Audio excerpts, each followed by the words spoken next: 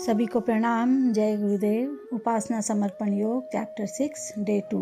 आइए परम पूज्य गुरुदेव वंदनीय माता जी को हृदय में धारण करते हुए, कल हमने पढ़ा कि प्राचीन काल में और वर्तमान समय में अनेक महापुरुषों ने, ऋषि मुनियों ने गायत्री की महिमा का गायन किया है, उसका बखान किया है। अब आज हम इस पर आगे पढ़ते हैं। इसमें संदेह नहीं है, जिस प्रकार आयुर्वेद शास्त्रों में अनेकों ऐसे प्रयोग बतलाए गए हैं जिनके द्वारा मनुष्य शरीर का परिमाण बदलकर उसके शरीर का कायाकल्प हो जाता है, इसी प्रकार गायत्री मंत्र का सच्चे हृदय से जप करने से मनुष्य का आत्मिक कायाकल्प हो जाता है। उसे ऐसा जान पड़ता है उसके हृदय से सब प्रकार के विकार दूर होकर सत्वगुणी तत्वों की अभिवृद्धि हो रही है। उसके प्रभाव से विवेक, दूरदर्शिता, तत्व ज्ञान का उदय होकर अनेक अज्ञान जनित दुखों का निवारण होता है। अब देखिए यहाँ पर गुरुदेव हमें क्या बता रहे हैं, गायत्री किस तरह से कायाकल्प करती है। हमारे आयुर्वेद शास्त्रों में बहुत सारे ऐसे विधान बतलाए गए हैं जिससे मनुष्य का शरीर अगर जीर्ण शीर्ण रोगी हो गया हो तो उनके नियमों का पालन करते हुए उसको अगर उससे कल्प कराए जाते हैं तो उसके शरीर जो पूरा बिगड़ गया होता है, उसका शरीर बीमारियों से घिर गया होता है, वो सारी बीमारियां दूर हो करके एक तरह से उसके जीवन का कायाकल्प हो जाता है, वो रोग मुक्त हो जाता है। तो उसी प्रकार बता रहे हैं कि आयुर्वेद तो शरीर का कायाकल्प करती है, शरीर को अच्छा बनाती है, लेकिन गायत्री साधना क्या करती है। जो गायत्री का संबल लेते हैं, गायत्री मंत्र का सच्चे हृदय से जप करते हैं, तो वह जो है मनुष्य के आत्मा का कायाकल्प कर देती है। वो उसके अंदर जो भी विकार होते हैं, उसके अंदर जो भी दोष दुर्गुण होते हैं, उन सबको वो दूर कर देती है।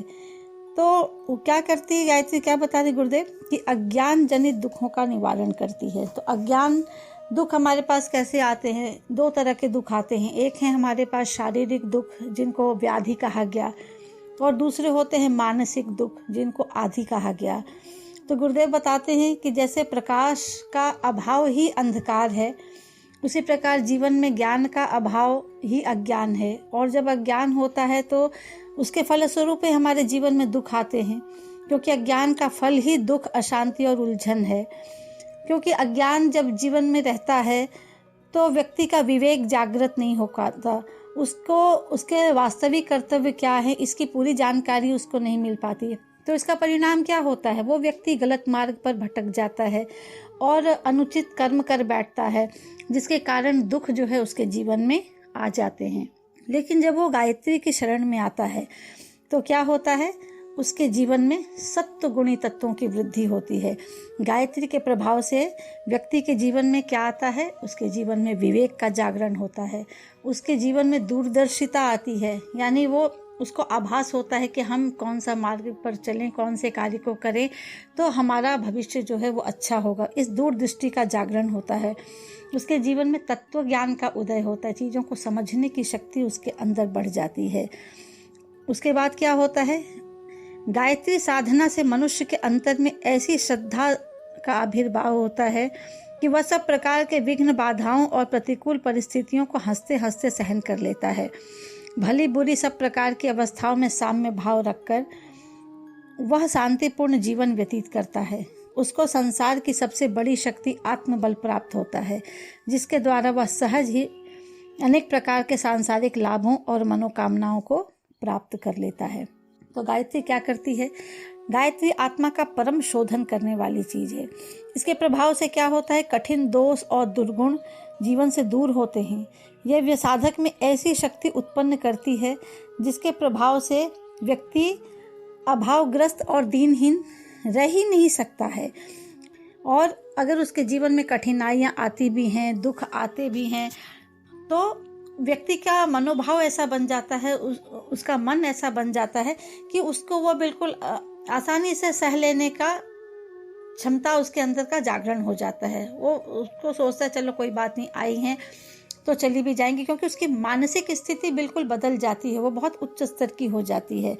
तो चाहे अच्छी परिस्थिति हो बहुत या बुरी परिस्थिति हो, हर परिस्थिति में उसको सामंजस्य बनाकर चलने की प्रतिभा का उसके अंदर जागरण हो जाता है। बहुत अच्छी परिस्थिति है तो वो बहुत जो है उछल कूद नहीं मचाने लगता मानसिक रूप से कि अरे चलो बहुत है, या दुख हो गया तो बहुत रोने पीटने नहीं बैठ जाता। हर परिस्थिति में उसकी मानसिक स्थिति ऐसी बनी हुई रहती है कि एकदम चलो ठीक है, अच्छी है तो बहुत अच्छा, ईश्वर का धन्यवाद, बहुत अच्छा। और अगर बुरी है तो भी वो ईश्वर को धन्यवाद देता है कि चलो ईश्वर ने उसके मन के अंदर जागरण की, उसकी परीक्षा ली कि उसकी बुद्धि बिल्कुल सही रास्ते पर चली या ना चली। वो दोनों ही परिस्थिति में संभाव बना करके चल लेता है। ये कैसे संभव होता है? उसके अंदर आत्मबल का जागरण हो जाता है। आत्मबल क्या है? उसकी आत्मा के अंदर का बल।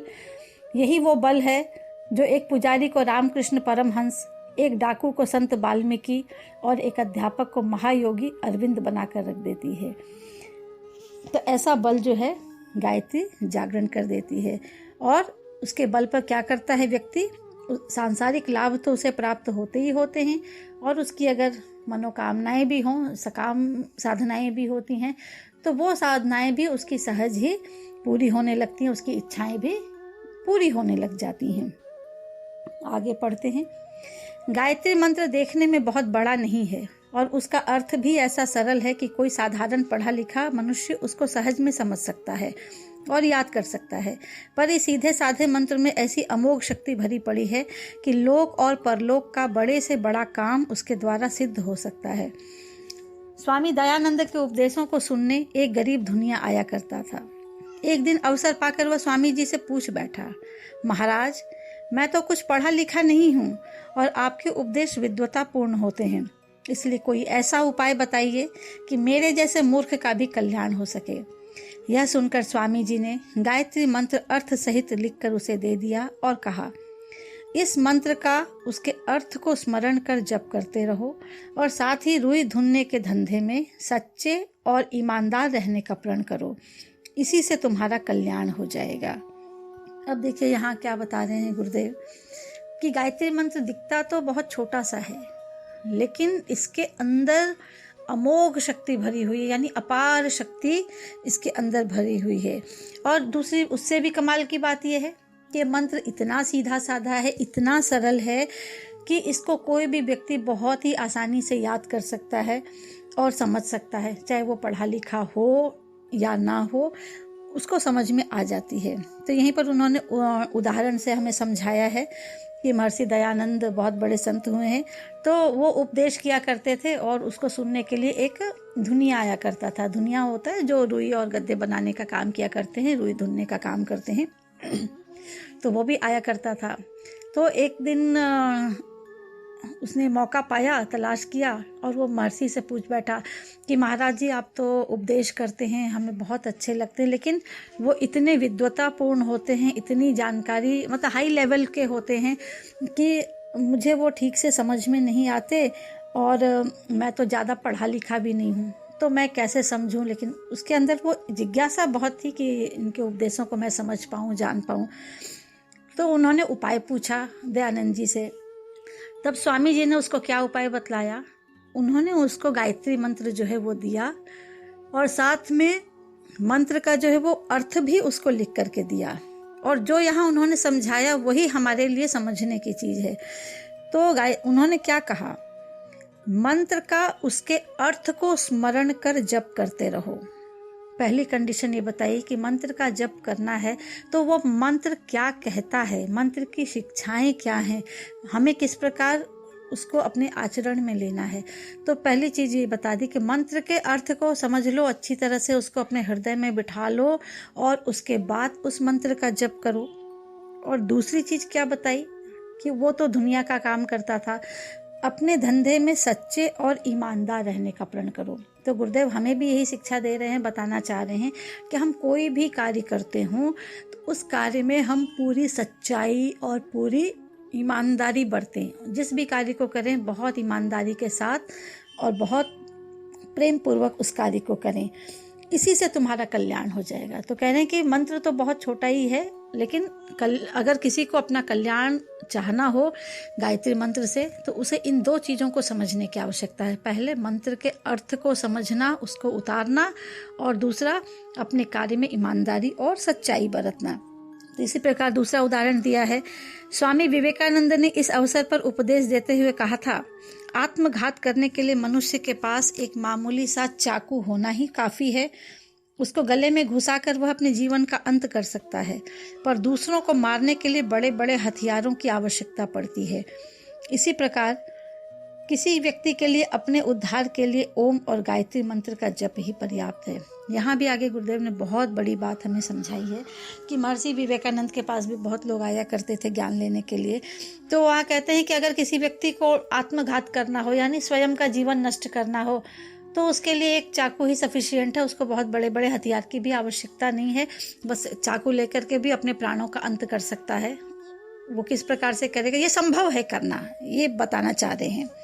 वो अपने गले में घुसा सकता है, कुछ भी कर सकता है और अपने जीवन को समाप्त कर ले सकता है।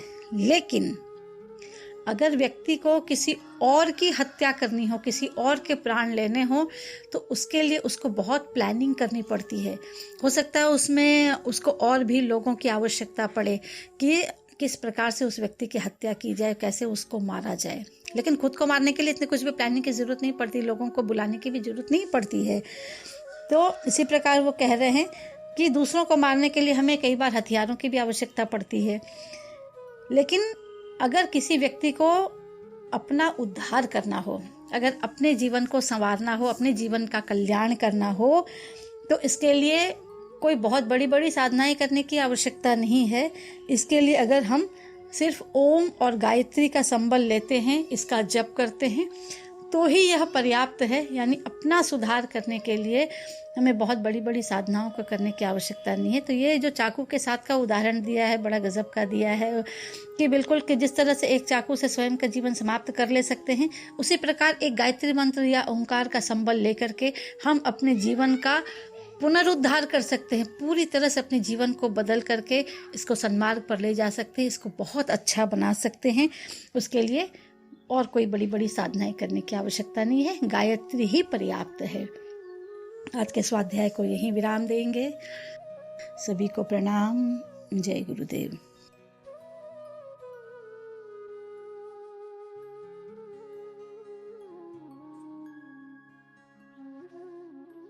हमारे YouTube चैनल को सब्सक्राइब करें और बेल आइकन को दबाकर ऑल पर क्लिक करें ताकि नोटिफिकेशंस आपको मिलती रहें।